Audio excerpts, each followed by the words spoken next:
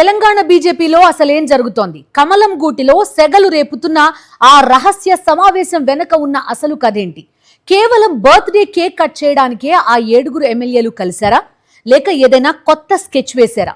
అత్యంత వ్యూహాత్మకంగా ఎంపీలను ఎందుకు దూరం పెట్టారు?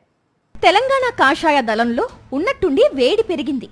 ఒకరు కాదు, ఇద్దరు కాదు, ఏకంగా 7 బీజేపీ ఎమ్మెల్యేలు ఒకే చోట చేరడం, అది మీడియా కంటికి చిక్కకుండా రహస్యంగా భేటీ అవ్వడం ఇప్పుడు తెలంగాణ రాజకీయాల్లో హాట్ టాపిక్ గా మారింది.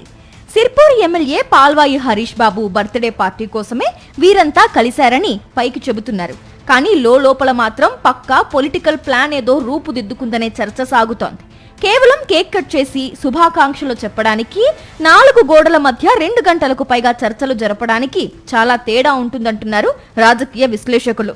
బర్త్డే వేదికగా ఎమ్మెల్యేలంతా తమ ఆవేదనను, అంతరంగాన్ని పంచుకున్నారనే చర్చ జరుగుతోంది.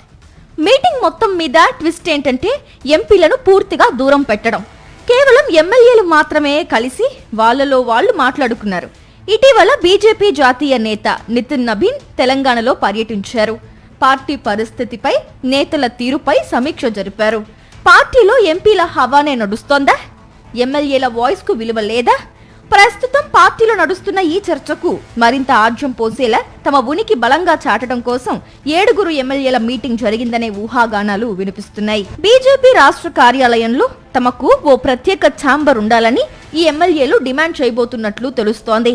నియోజకవర్గాల నుంచి వచ్చే క్యాడర్ను కలవాలన్నా, మీడియా ప్రతినిధులతో మాట్లాడాలన్నా తమకంటూ ఒక ప్రత్యేక స్థానం ఉండాలని భావిస్తున్నారు.